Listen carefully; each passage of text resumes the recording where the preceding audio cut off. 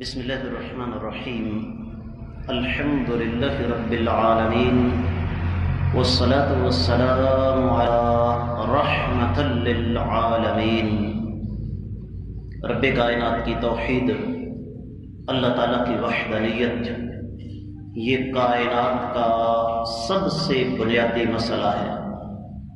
جس کے پاس رب کائنات کی پہچان نہیں ہے، جسے اپنے پیدا کرنے والے رب کے حقوق کا پتہ نہیں، وہ دنیاوی طور پر جہاں مرضی پہنچ جائے، حقیقت بات یہ ہے کہ کائنات کا سب سے بے وقوف اور سب سے احمق انسان ہے.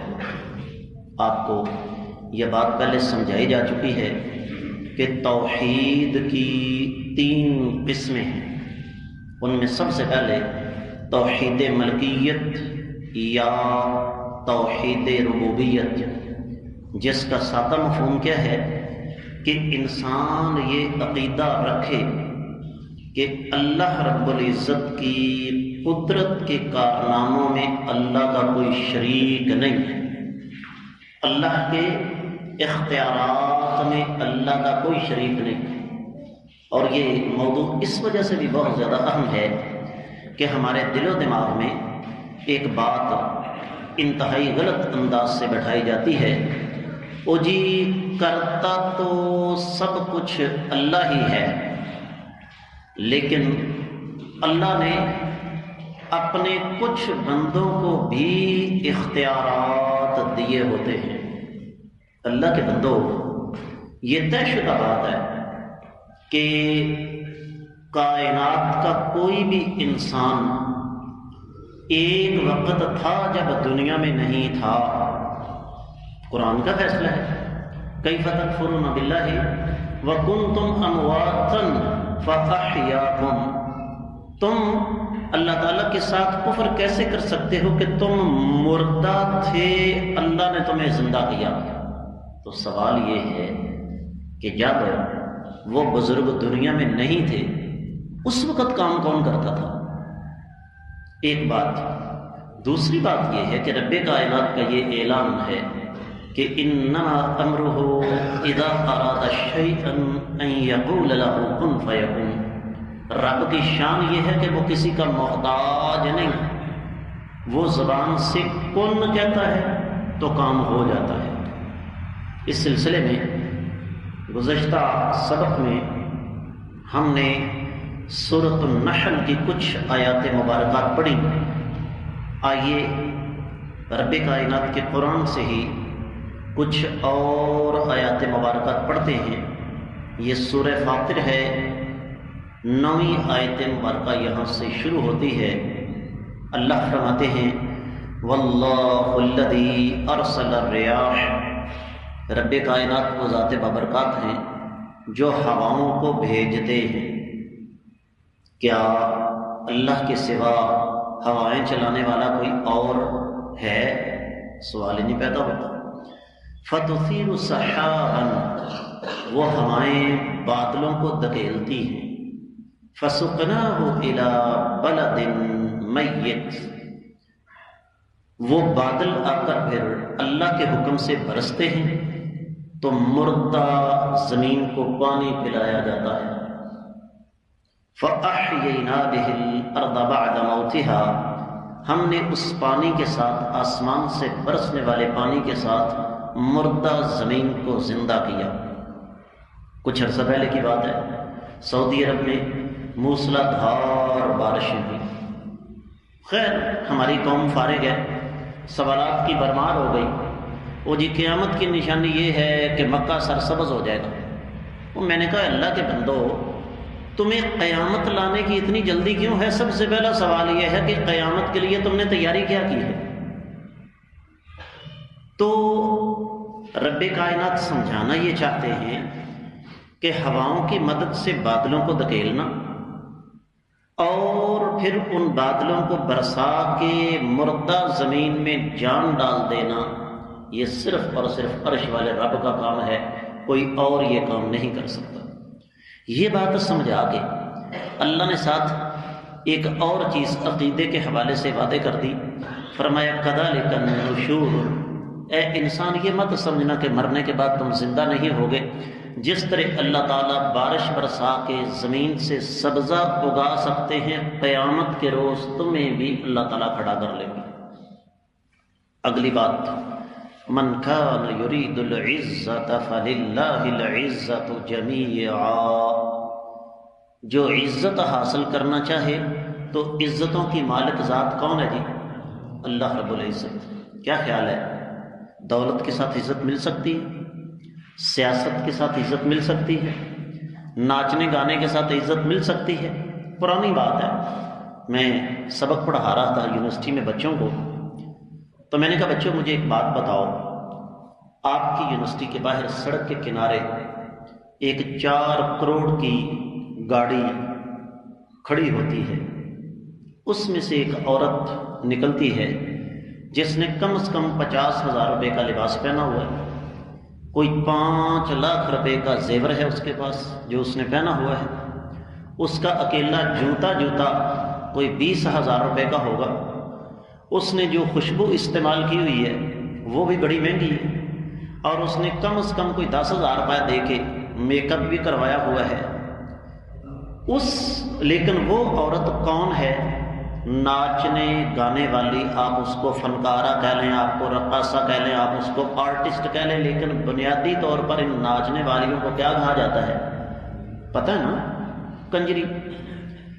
میں نے کہا اسی 4 کروڑ کی گاڑی کے پیچھے ایک چاند گاڑی آ کے رکتی ہے، اس سے ایک عورت اترتی ہے جس نے زیادہ سے زیادہ 500 نہیں تو 1000 روپے والے پرانے کپڑے پہنے ہوئے ہیں ہلکے سے، اس کے پاؤں میں نائلون کا جوتا ہے، اور میک اپ تو دور کی بات ہے، عین ممکن ہے بیچاری نے صبح جلد بازی میں اپنے بیٹے سے ملنے کے لیے آئی ہے، منہ بھی صابن کے ساتھ نہ دھویا ہو، ویسے وضو کیا ہو، اور گرمی کی وجہ سے یہ بھی ہو سکتا ہے اس کے جسم سے پسینے کی بو آ رہی ہو، لیکن میں نے کہا وہ چاند گاڑی سے اترنے والی عورت کون ہے؟ میں نے کہا تم میں سے کسی کی ماں ہے۔ میں نے کہا اس پوری کلاس کو پتہ چلتا ہے کہ فلاں طالب علم کی والدہ آئی ہے۔ میں نے کہا آپ لوگ باہر جاتے ہیں، دونوں ہی عورتیں ہیں، دونوں ہی اللہ کی مخلوق ہیں، دونوں ہی پاکستانی ہیں، اپنی ایمانداری سے بتاؤ تمہارے دل و دماغ میں عزت اور احترام کس کا ہوگا، اس ماں کا یا اس ناچنے والی کا؟ 2 مثالیں اور لے لیجیے، مثالیں تو بہت ساری ہیں لیکن وقت کی قلت کے باعث میں بات کو لمبا نہیں کرتا۔ پرانی بات ہے، نام نہیں لیتا، اس سیاستدان کا بھی تک زندہ ہے، پنجاب کا وزیر اعلیٰ بن گیا، اور یہ سارے کے سارے سازشوں سے بنتے ہیں۔ یہ آپ کہیں نا کہ کوئی اہلیت کی وجہ سے بنتا ہے، سیاستدان کے اندر اہلیت ایک ہی ہوتی ہے، وہ کیا؟ منافقت۔ فائنل میچ تھا ہاکی کا لاہور، ہم اس وقت لاہور پڑھتے تھے، 94 کی بات کر رہا ہوں، پورا اسٹیڈیم کھچا کھچ بھرا ہوا، اور فائنل میچ تھا پاکستان اور بھارت کا۔ یہ بھی آپ کو پتا ہے کہ جب ان 2 ملکوں کا کوئی میچ ہوتا ہے نا تو رش اخیر ہوتا ہے۔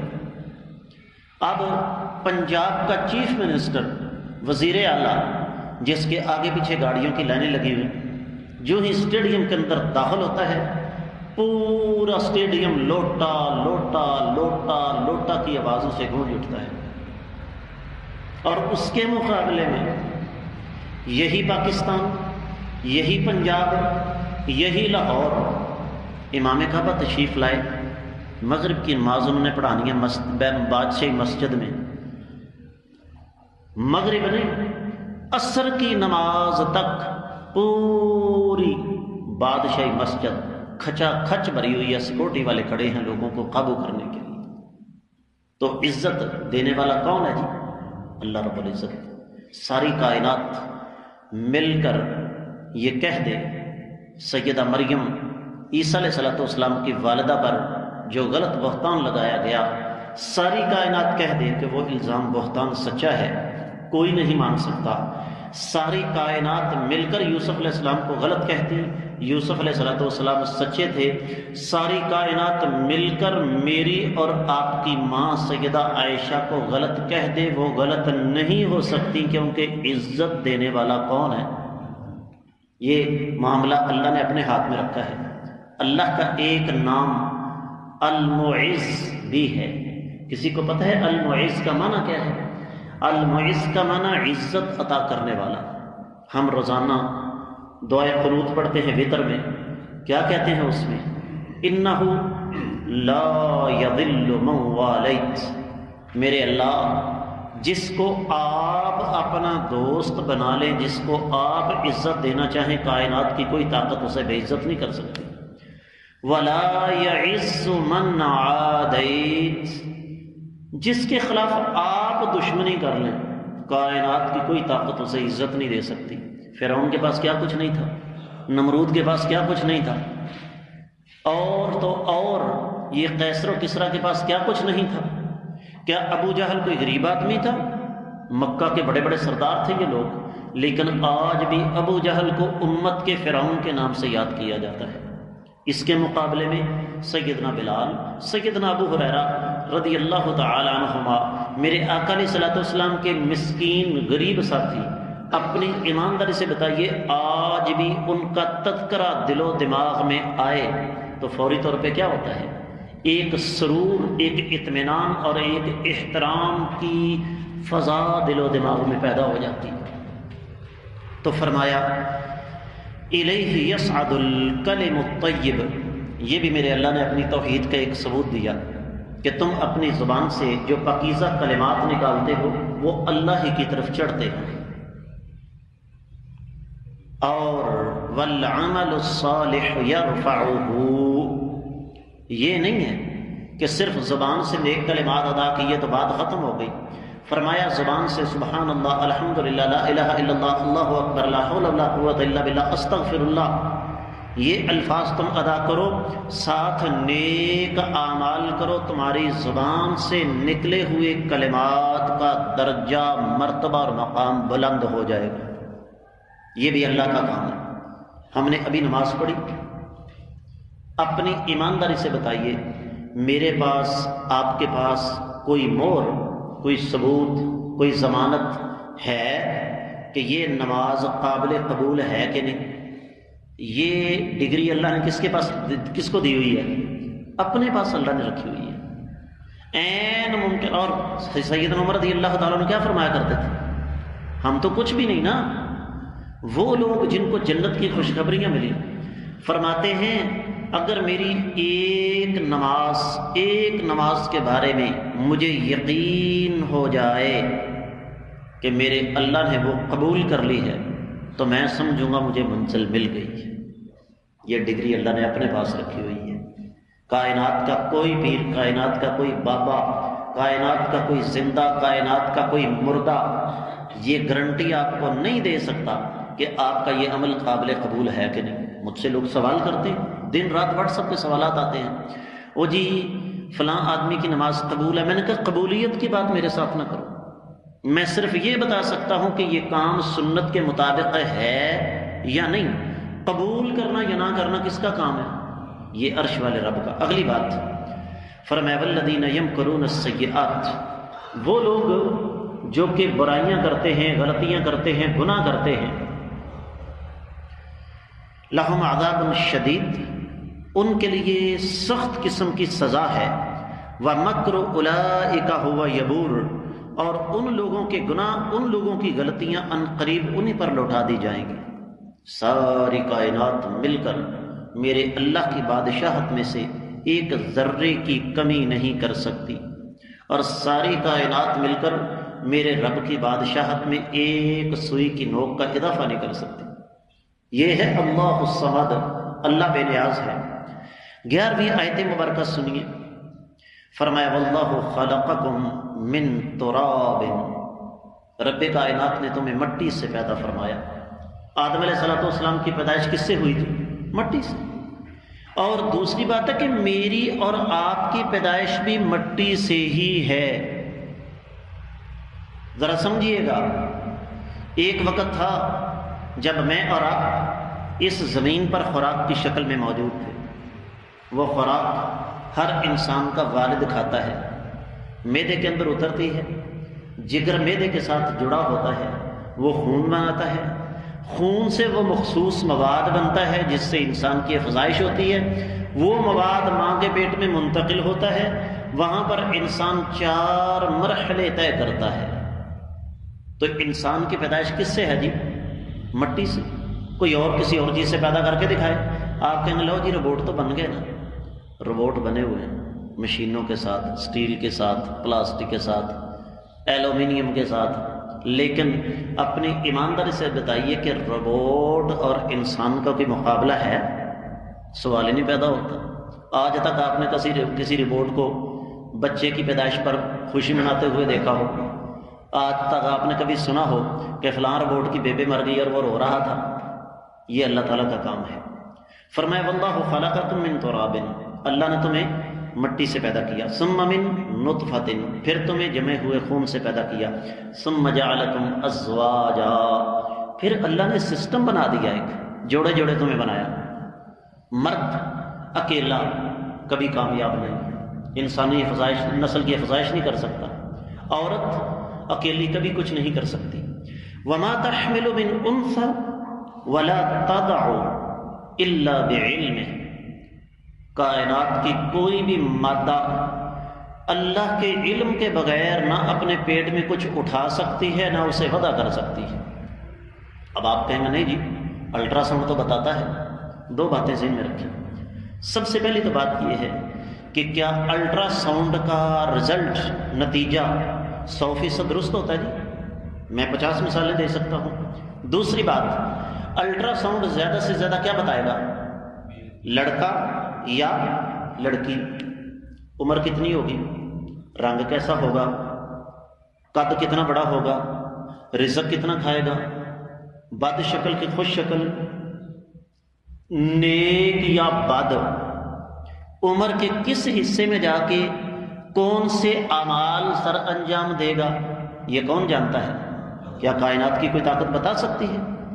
آپ کہیں گے استاد جی ایسا ہوتا ہے کہ چلتے پھرتے کسی انسان کا چہرہ دیکھ کر پتہ چل جاتا ہے کہ اس انسان کی فطرت کیسی ہوگی، مان لیا، لیکن وہ بھی ایک خاص حد تک، اکثر و بیشتر ہماری نظر دھوکہ کھا جاتی ہے۔